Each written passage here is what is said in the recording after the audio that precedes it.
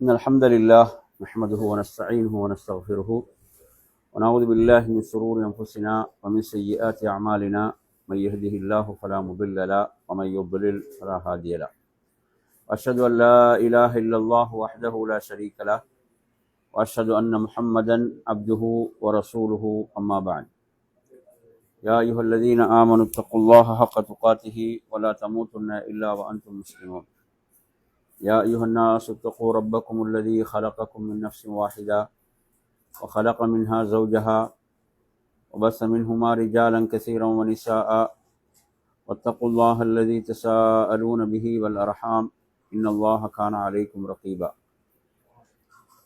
يا أيها الذين آمنوا اتقوا الله وقولوا قولا سديدا يصلح لكم أعمالكم ويغفر لكم ذنوبكم ومن يطع الله ورسوله فقد فاز فوزا عظيما فإن أصدق الحديث كتاب الله وخير الهدي هدي محمد صلى الله عليه وسلم وشر الأمور محدثاتها وكل محدثة بدعة وكل بدعة ضلالة وكل ضلالة في النار. அன்பிற்குரிய என் அருமை சகோதரர்களே, அஸ்ஸலாமு அலைக்கும் வரஹ்மத்துல்லாஹி வபரகாத்துஹு. இன்றைய நமது மார்க்க வகுப்பில் நபி ஸல்லல்லாஹு அலைஹி வஸல்லம் அவர்களுடைய வரலாற்றை நாம் ஒரு கேள்வி பதில் அடிப்படையிலே கொஞ்சம் பார்ப்போம். நாம் இருக்கக்கூடிய இந்த ரபியுல் அவ்வல் இன்றைய பிறை என்பது பிறை 12. நபி ஸல்லல்லாஹு அலைஹி வஸல்லம் அவர்கள் இவ்வுலகை விட்டு பிரிந்த நாள், இவ்வுலகை விட்டு விடைபெற்று சென்ற நாளாக இந்த நாள் இருந்து கொண்டிருக்கிறது. ரபியுல் அவ்வல் மாதத்தில் முக்கியமான 3 நிகழ்வுகள் இருக்கின்றன.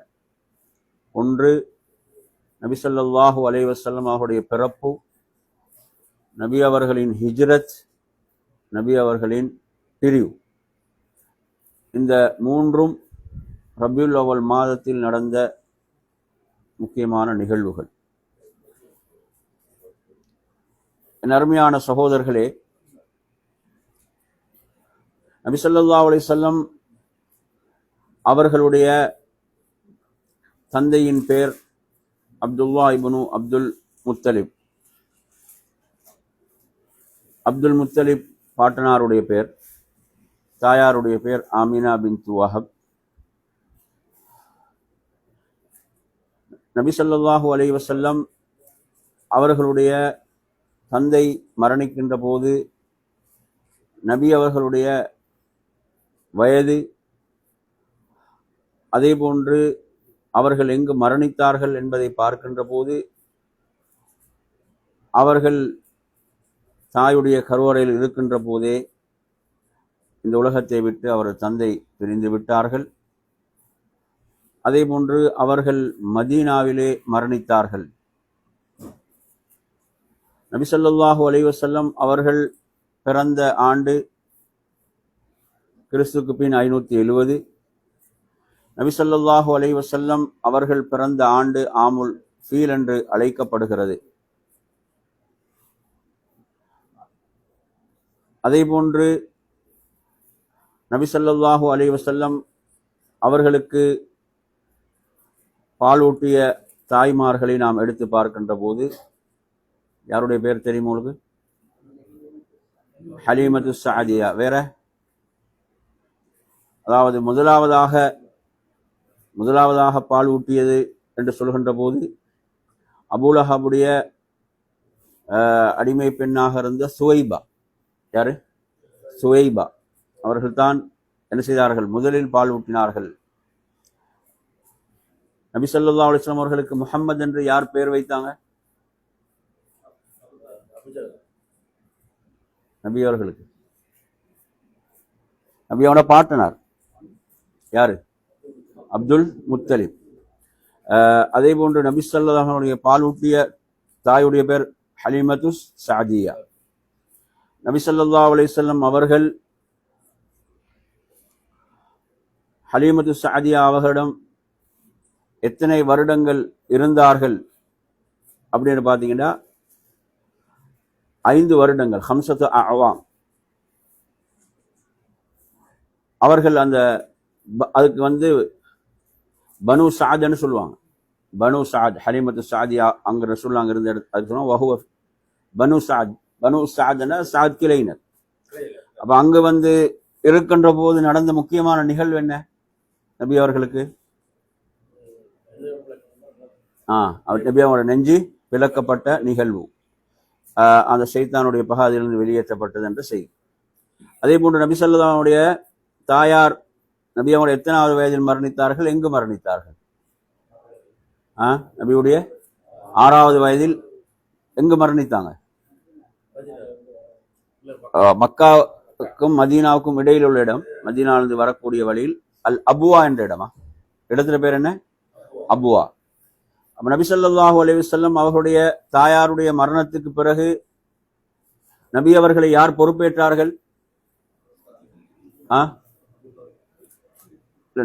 நபி அவருடைய தாயாரின் மரணத்துக்கு பிறகு நபி அவங்களை பொறுப்பேற்றது யாரு? அப்துல் முத்தலிப். யாரு? அப்துல் முத்தலிப். அப்துல் முத்தலிப் நபி ஸல்லல்லாஹு அலைஹி வஸல்லம் அவர்களை பொறுப்பேற்கின்ற போது அவருடைய வயது எத்தனை? அப்ப தாயார் மரணிக்கிறாங்க 6 வயதுண்டா என்ன செய்தார்கள்? 6 வயதிலே அவர்கள் பொறுப்பேற்றார்கள். அப்துல் முத்தலிபுடைய மௌத்துக்கு பிறகு நபி அவர்களை பொறுப்பேற்றது யார்? அபு தாலிப். சரியா? கேட்கக்கூடிய கேள்விகளுக்கு பதில் சொல்லுங்க.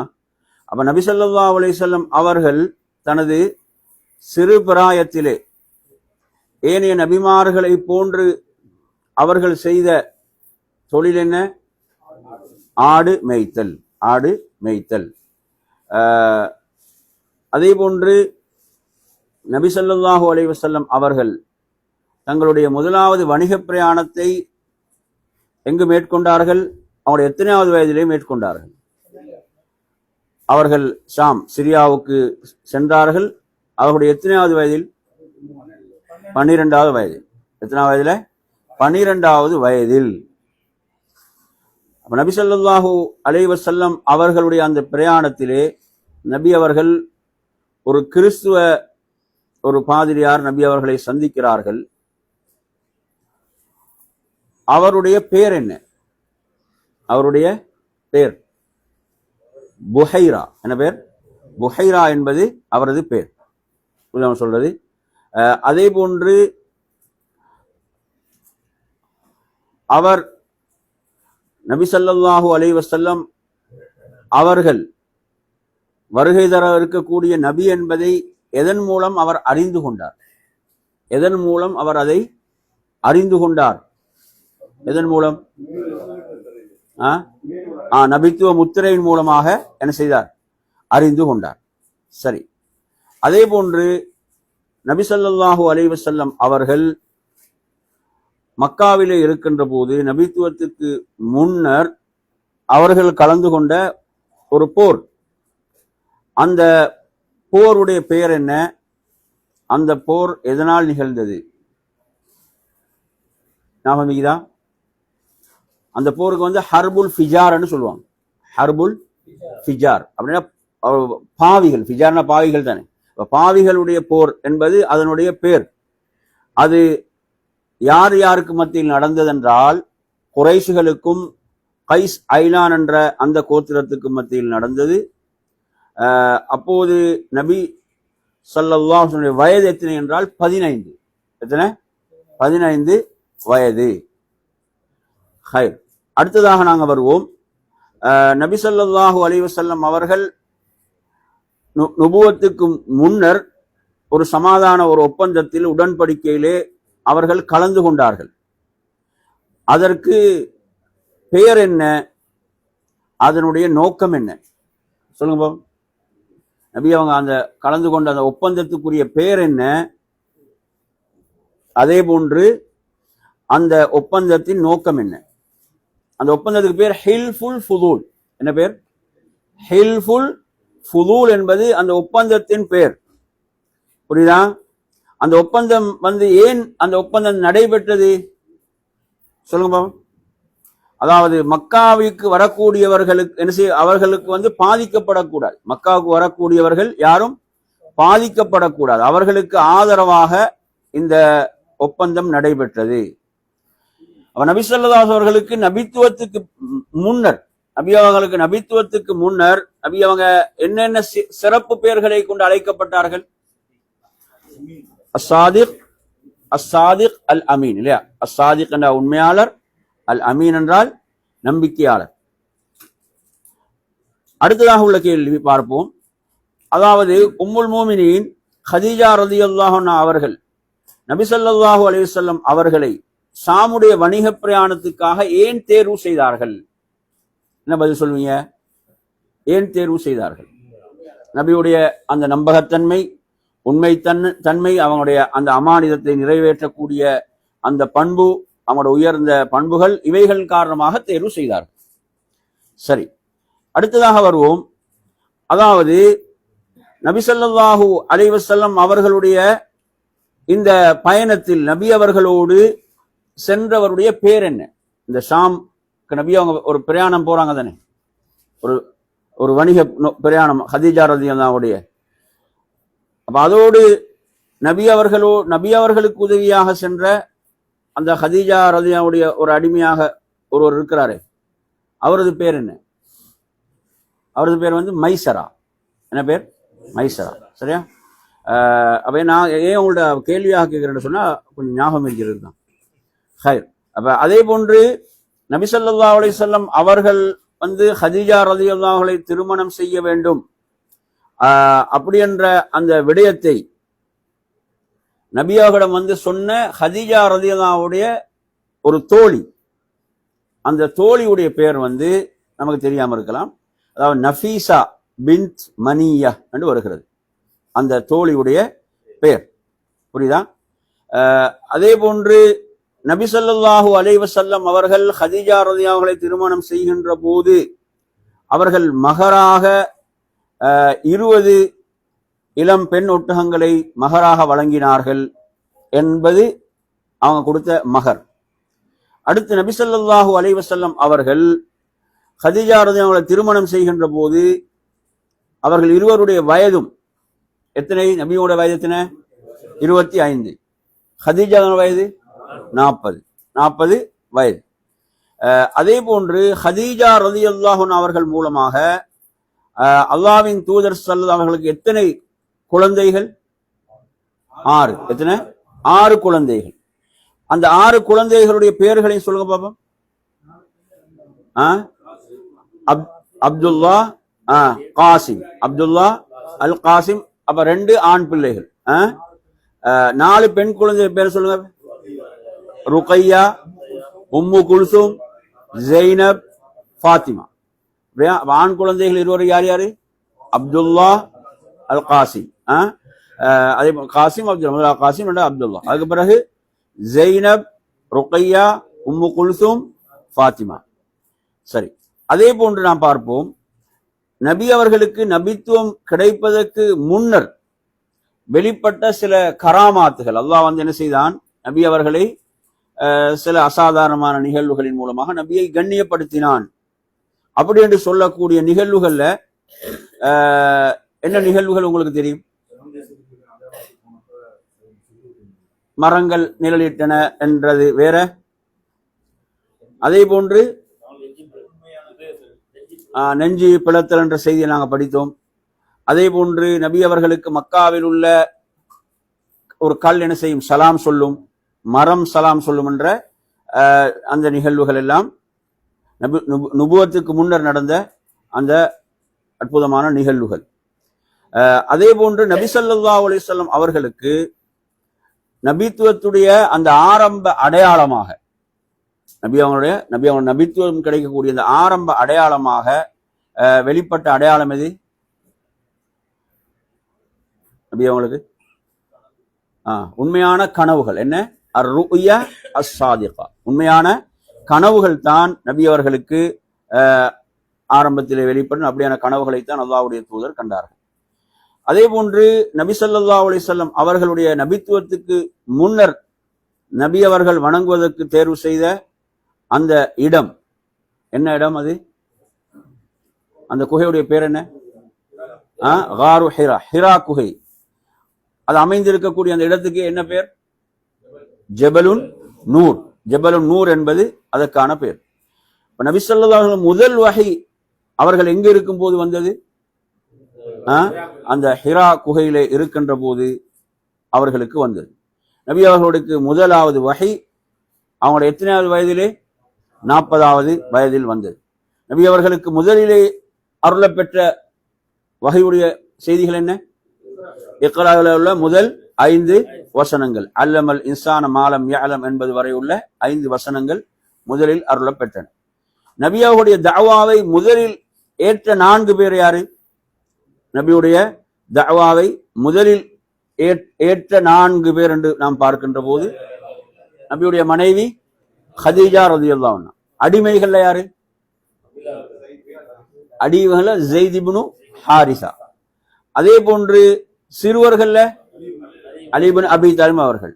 அதே போன்று ஆண்கள்ல நாங்க எடுக்கும்போது முதல்ல அபூபக்கர் சித்தீக் ரலியல்லாஹு அன்ஹு அவர்கள். நபி அவர்களுடைய மக்காவுடைய தஅவாவை நாம் எடுத்து பார்க்கின்ற போது இரகசியமான தஅவா என்பது எத்தனை வருடம் நடைபெற்றது? 3 வருடங்கள். எத்தனை வருடங்கள்? 3 வருடங்கள் இரகசியமான பிரச்சாரம், இரகசியமான தஅவா.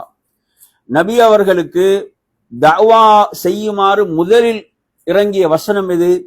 முதலில் அருளப்பெற்ற வசனம் வஅன்திர் அஷீரத்தகல் அக்ரபீன், சூரத்து ஷுஅராவுடைய 214வது வசனம். உமது நெருங்கிய உறவினர்களுக்கு நீர் எச்சரிக்கை செய்வீராக என்ற வசனம். அப்ப நபி ஸல்லல்லாஹு அவர்கள் இந்த கட்டளையை அவர்கள் நிறைவேற்றுவதற்காக எந்த இடத்தை தேர்வு செய்தார்கள்? சஃபா மலையை அவர்கள் தேர்வு செய்தார்கள். அந்த மலைக்குத்தான் மக்களை என்ன செய்தார்கள்? அழைத்தார்கள். அவர்களை அழைத்து அவர்களுக்கு முதலிலே அல்லாஹ்வுடைய தூதர் சொன்ன செய்தி, அவர்களுக்கு மறுமை என்ற அந்த நாளை பற்றிய எச்சரிக்கையைத்தான் அவர்களுக்கு வழங்கினார்கள். அதே போன்ற நறுமையான சகோதரர்கள், நபி அவர்களுடைய மக்கா தஅவாவிலே நபி அவர்கள் எவ்வாறான எதிர்ப்புகளை காஃபிர்களின் மூலம் எதிர்கொண்டார்கள், எப்படியான எதிர்ப்புகளை எதிர்கொண்டார்கள் அப்படின்னு நாம் எதையெல்லாம் சொல்லலாம்? நபி அவர்களை அவர்கள் கேவலப்படுத்தினார்கள், இழிவுபடுத்தினார்கள். அதே போன்று அந்த இஸ்லாத்துடைய நட்பேருக்கு களங்கத்தை ஏற்படுத்தும் விதமாக பல சந்தேகங்களை இஸ்லாத்துக்கு எதிராக உருவாக்கினார்கள். குர்ஆனை செவிமடுக்காதீர்கள் என்று சொன்னார்கள், குர்ஆன் கட்டுக்கதை என்று இப்படியெல்லாம் பல என்ன செய்தார்கள்? அல்லாஹ்வுடைய தூதர் தாவாவுக்கு எதிராக இப்படியானவைகள். அவர்கள் நபி அவர்களை பொய்யர், கவிஞர், சூனியக்காரர், இப்படி பல விதத்தில் என்ன செய்தார்கள்? இவ்வாறான எதிர்ப்புகளை இஸ்லாத்துக்கு எதிராக அவர்கள் வெளிப்படுத்தினார்கள் என்பதை நாம் பார்க்கின்றோம். அதே போன்று அடுத்ததாக நாம் பார்ப்போம், அதாவது அல்லாஹ்வுடைய தூதருடைய இந்த தஅவாவை அவர்கள் முறியடிப்பதற்காக இவைகளை எல்லாம் தாண்டி அவர்கள் செய்த சூழ்ச்சிகள்ல மற்றும் ஒரு சூழ்ச்சி தான், அவர்கள் 25 பேர் கொண்ட ஒரு குழுவை என்ன செய்கிறார்கள்? தயார்படுத்தி அதற்கு தலைவராக அபூலஹபை ஆக்குகிறார்கள்.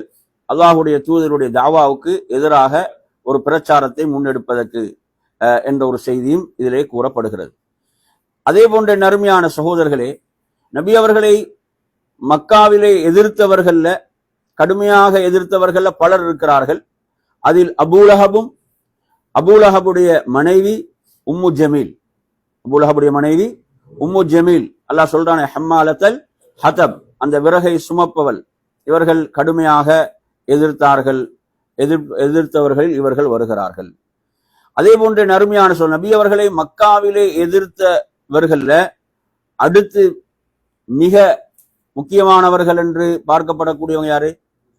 அபூ ஜஹல், உத்பத் இப்னு ரபீஆ, ஷைபத் இப்னு ரபீஆ, உமையத் இப்னு கலஃப், உக்பத் இப்னு அபி முஐத் போன்றவர்கள் எல்லாம் வருகிறார்கள். அதே போன்று இஸ்லாத்துக்காக முதலிலே ஷஹீதான பெண் யார்? சுமையா பின்த் ஹையாத், சுமையா பின்த் ஹையாத் ரலியல்லாஹு அன்ஹா. இவங்க யாருடைய தாயார்? அம்மார் இப்னு யாசிர் ரலியல்லாஹுடைய தாயார். யாருடைய மனைவி? யாசிரனுடைய மனைவி.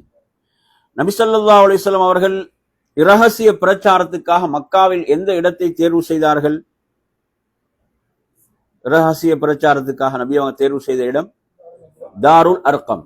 என்ன? தாருல் அர்கம் இப்னு அபில் அர்கம் அல் மஹ்சூமி. அவர் வந்து அதாவது அர்கம் என்றா அவங்க யாரு?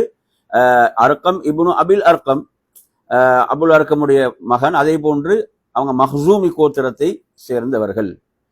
அதே போன்று நபியுடைய மக்காவுடைய வாழ்வில் ஹபஷாவுக்கான ஹிஜ்ரத் எப்போது நிகழ்ந்தது, நபித்துவத்துடைய எத்தனையாவது ஆண்டு நிகழ்ந்தது, அந்த ஹிஜ்ரத்தில் எத்தனை பேர் கலந்து கொண்டார்கள்? அந்த ஹிஜ்ரத்தில் எத்தனை பேர் கலந்து கொண்டார்கள்? இந்த கேள்விக்கு பதில் வந்து நபியாவுடைய நுபுவத்தின் 5வது வருடம். எத்தனாவது வருடம்? நபித்துவத்தினுடைய 5வது வருடம். இந்த ஹிஜ்ரத்தில், இந்த முதலாவது ஹிஜ்ரத்தில் 12 ஆண்களும் 4 பெண்களும் கலந்து கொண்டார். எத்தனை? 12 ஆண்களும் 4 பெண்களும் கலந்து கொண்டார்கள். சாத் இப்னு அபி வக்காஸ் ரலியல்லாஹு அவர்கள் இஸ்லாத்தை ஏற்றுக்கொண்ட போது அவர்கள் சந்தித்த முக்கியமான ஒரு சோதனை எது? சாத் இப்னு அபி வக்காஸ் அவங்க இஸ்லாத்தை ஏற்றுக்கொண்ட போது அவங்க சந்தித்த ஒரு சோதனை, அவர்களுடைய தாயாரின் மூலம் அவர்களுக்கு ஏற்பட்ட சோதனை. என்ன சோதனை அது? அவரது தாயார் என்ன செய்தார்?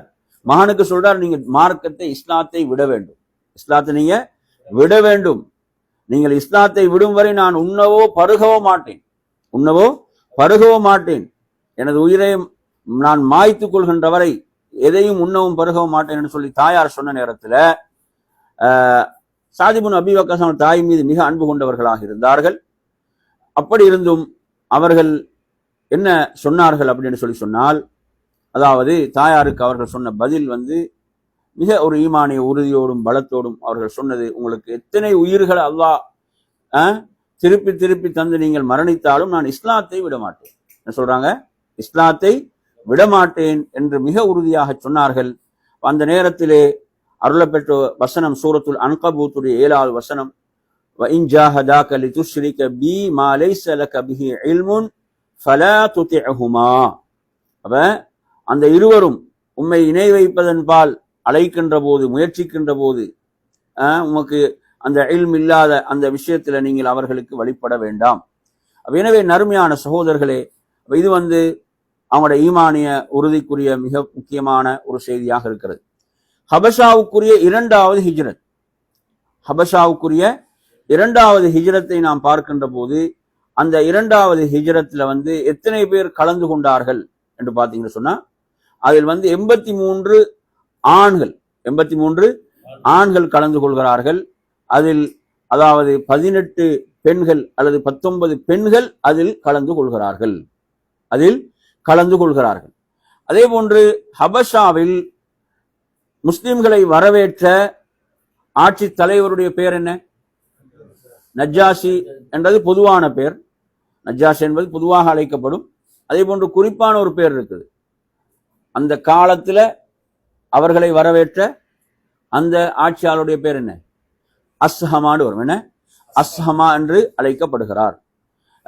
எனவே நறுமையான சகோதரர்களே, அதே போன்று நபி அவர்கள் மக்காவுடைய தாவாவில் நாம் பார்க்கின்ற போது நபியுடைய தாவாவை அவர்கள் தொடர்ந்து காபிர்கள் எவ்வளவுதான் சூழ்ச்சி செய்தாலும் அவங்க முன்னெடுக்கின்ற போது அவர்கள் ஒரு நாம் முஹாசரா என்று சொல்லக்கூடிய என்ன செய்யறது, ஒரு பகிஷ்காரம் அல்லது அவங்கள ஒரு இடத்துல வந்து என்ன செய்யறது, அப்படி கட்டுப்படுத்தக்கூடிய இப்படியான ஒன்றை செய்தார்கள். இத யாருக்கு எதிராக செய்தார்கள் என்றால், அதாவது பனு ஹாஷிம், பனு முத்தலிப், யாருக்கு எதிராக? இவர்கள். அதே போன்று நபியை ஏற்றவர்கள், நபியை ஈமான் கொண்டவர்கள், இவர்கள் அனைவரும் அந்த ஷேப் அபி தாலிப் என்று சொல்லக்கூடிய அந்த பள்ளத்தாக்கிலே என்ன செய்யப்பட்டார்கள்? அவர்கள் அனைவரும் ஒரு இடத்துல அப்படி முற்றுகையிடப்படுறாங்க. அந்த இடத்துல அவர்கள் ஒரு சமூக பகிஷ்காரம், யாரும் அவர்களோடு எந்த ஒரு தொடர்பையும் என்ன செய்யக்கூடாது, வைத்துக் கொள்ளக்கூடாது. எதுவரைக்கும்? நபி அவர்களை இம்மிடம் ஒப்படைக்க வேண்டும், அவரை கொலை செய்வதற்காக, கொள்வதற்காக என்ற அளவுக்கு இப்படி ஒரு கடுமையான ஒரு நெருக்கடியை என்ன செய்தார்கள்? அல்லாஹ்வுடைய தூதருக்கும் அல்லாஹ்வுடைய தூதருடைய குடும்பத்தினர், அவங்க இஸ்லாத்தை ஏற்றுக்கொள்ளாதவங்களும் அதில் இருந்தான். இஸ்லாத்தை ஏற்றுக்கொண்ட மக்கள் சஹாபாக்களும் இருக்கிறாங்க, அதே போன்று அவங்களோட குடும்பத்தை சேர்ந்த இஸ்லாத்தை ஏற்றுக்கொள்ளாமலும் இருந்தாங்க. அப்ப இது வந்து இந்த பகிஷ்காரம் என்பது எத்தனை வருடங்கள் நடந்தது? 3 வருடங்கள். எத்தனை வருடங்கள்? சலாசத்து அவாம், 3 வருடங்கள் நிகழ்ந்தது. என் அருமையான சகோதரர்களே, எனவே இந்த பகிஷ்காரம் என்பது, அதாவது நுபுவத்துடைய 10வது வருடம் நிறைவுக்கு வருகிறது. இதை அல்லாஹ்வுடைய தூதருக்கு உதவியாக இதை எப்படியாவது இதை இல்லாமலாக்க வேண்டும் என்பதற்கு முன்னின்று உழைத்தவர்கள், காபிர்களாக இருந்தாலும் முன்னின்று செயல்பட்டவர்கள் ஹிஷாம் இப்னு அம்ர், ஜுஹைர் இப்னு உமையா, அபுல் பக்தர் இப்னு ஹிஷாம், முத்இம் இப்னு அதி, ஜமாத் இப்னு அஸ்வத் என்று 5 பேருடைய பெயர் இதிலே குறிப்பிடப்படுகிறது. அதே போன்ற நறுமையான சகோதரர்களே, இதற்கான அறிவித்தல் எங்கு போடப்பட்டிருந்தது? காபாவுல தொங்கவிடப்பட்டிருந்தது. அதாவது அதை அல்லாஹ் என்ன செய்தான்? கரையான்களை கொண்டு அதை அரிக்க செய்தான். அதுல அல்லாஹுடைய பெயரை தவிர உள்ள மற்ற அனைத்தையும் கரையான் செய்து விட்டது, அரித்து விட்டது என்பதை நாம் பார்க்க வேண்டும். அதே போன்ற நறுமையான சகோதரர்களே, நபி ஸல்லல்லாஹு அலைஹி வஸல்லம் அவர்களுடைய மக்காவுடைய வாழ்வில் ஆமுல் ஹுஸ்ன் என்று அழைக்கப்படுகின்ற வருடம் எந்த வருடம்? கவலைக்குரிய வருடம் என்று ஆமுல் ஹுஸ்ன் என்று அழைக்கப்படுகின்ற அந்த வருடங்களை பொறுத்தவரையில் எந்த பின்னணியை கொண்டதாக இருக்கிறது? எந்த காரணிகள்? அதாவது ஹதீஜாவுடைய, அதே போன்று அபூ தாலிப் அவர்களுடைய அந்த மரணம் நடந்த அந்த நிகழ்வுகளை பின்னணியாக கொண்டு அழைக்கப்படுகிறது. அதே போன்ற நறுமையான சகோதரர்களே, ஹதீஜா ரலியல்லாஹு அன்ஹா அவர்கள் அவர்களுடைய எத்தனையாவது வயதிலே மரணிக்கிறார்கள் என்றால், எத்தனையாவது வயதிலே?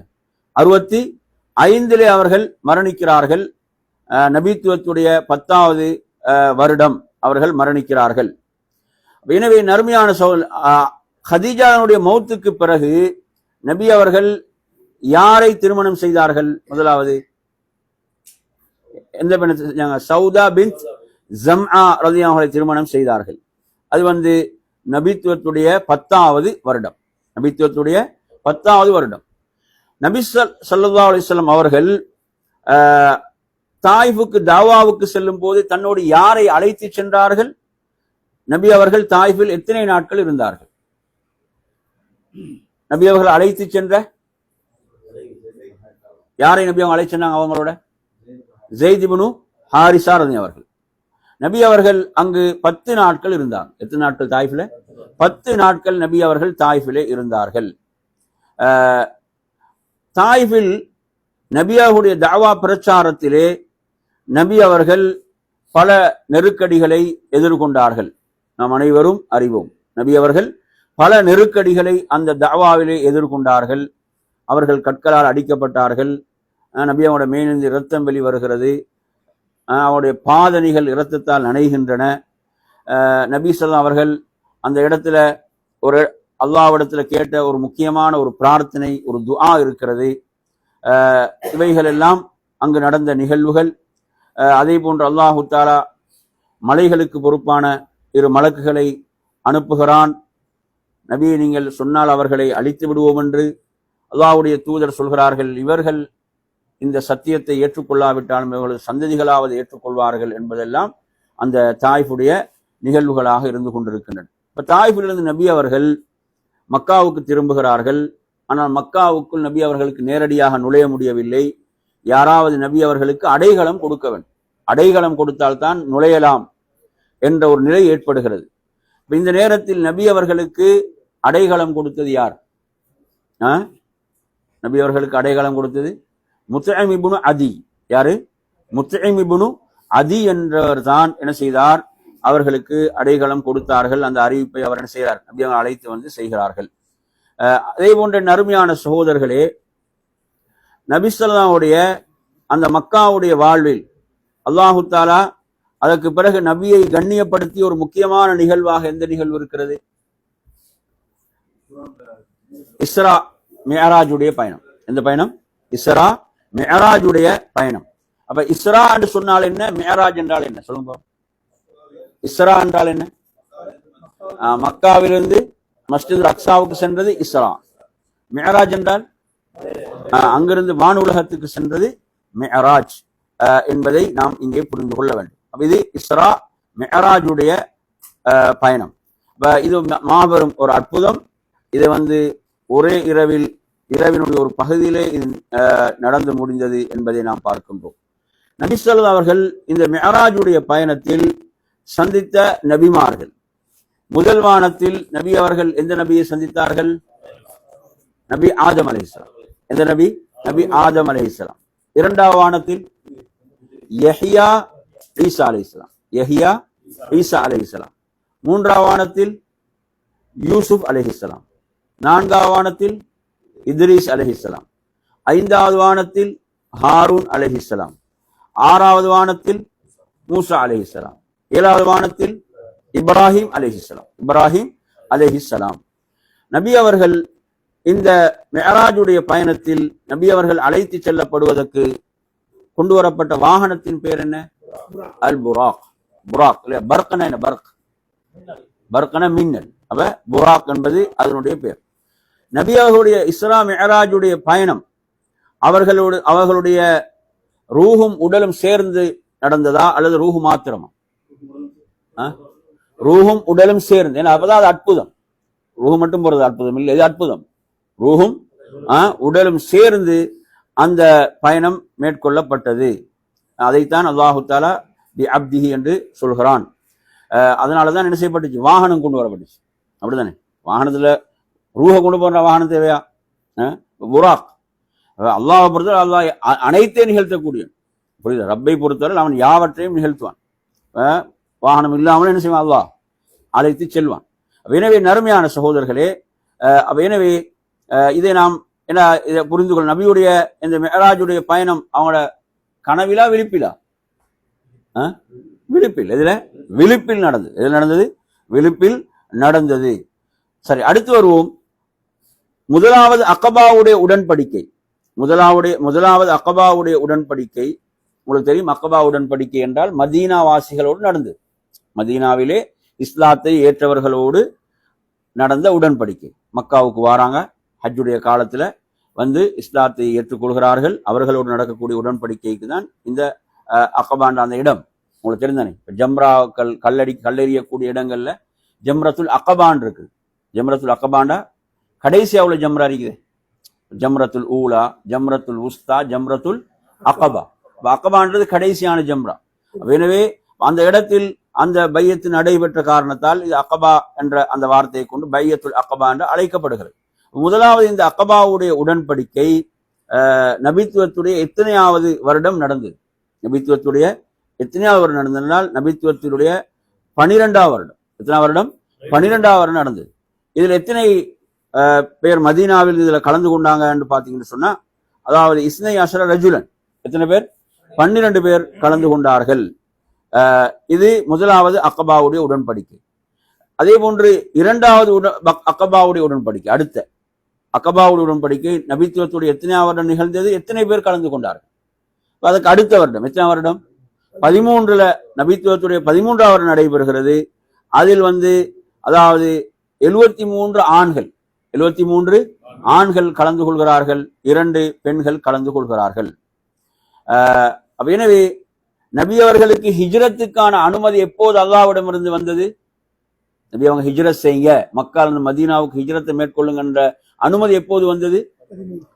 அந்த உடன்படிக்கைக்கு பிறகுதான், இரண்டாவது அக்கபாவுடைய உடன்படிக்கைக்கு பிறகுதான் அந்த அனுமதி அல்லாஹுடைய தூதருக்கு வந்தது. அடுத்ததாக நறுமை சகோதரர்கள், நபி அவருடைய ஹிஜ்ரத்துடைய பயணத்தின் போது, ஹிஜ்ரத்துடைய பயணத்தை ஆரம்பிக்க போகிறார்கள் என்கின்ற போது, அதாவது மக்கா முஷ்ரிக்குகளுடைய நிலைப்பாடுகள் எப்படி இருந்தது? மக்கா முஷ்ரிக்குகளுடைய நிலைப்பாடுகள் எப்படி இருந்தது என்பதை பத்தி நாம் சொல்வதாக இருந்தா என்ன சொல்லலாம் நமக்கு? அல்லாஹ்வுடைய தூதரை அவர்கள் கொல்வதற்கு என்ன செய்கிறார்கள்? திட்டமிடுகிறார்கள், சூழ்ச்சி செய்கிறார்கள். எனவே இந்த சூழ்ச்சிகளை எல்லாம் அல்லாஹு தஆலா அறிவிக்கிறான். தாருன் நதுவாவிலே அவர்கள் ஒன்று கூடுகிறார்கள். ஒன்று கூடி இவ்வாறான சூழ்ச்சிகளை எல்லாம் அவர்கள் செய்து கொண்டிருக்கிறார்கள். இந்த சூழ்ச்சிகளுடைய அதாவது மூல கருத்தாவாக இருப்பது யாருன்னு பாத்தீங்கன்னா யாரு? அபூ ஜஹல். அப்படித்தானே? இப்லீஸ் ஆலோசனை சொல்றான், அபூ ஜஹல் இப்னு ஹிஷாம். எனவே இவர்கள் அதில் எப்படியான ஒரு முடிவை எடுத்தார்கள்? என்ன மாதிரியான ஒரு முடிவு செய்தார்கள்? ஒவ்வொரு கோத்திரத்திலிருந்தும் என்ன ஒரு வலிமையான ஒரு இளைஞரை தேர்வு செய்யறது. அப்ப எல்லா கோத்திரங்களும் சேர்ந்துதான் என்ன செய்ய வேண்டும்? முஹம்மது அவர்கள் கொலை செய்ய வேண்டும். புரியுது அவங்க சொல்றது? அப்ப எனவே அவர்கள் அனைத்து கோத்திரங்களையும் எதிர்க்க முடியாது.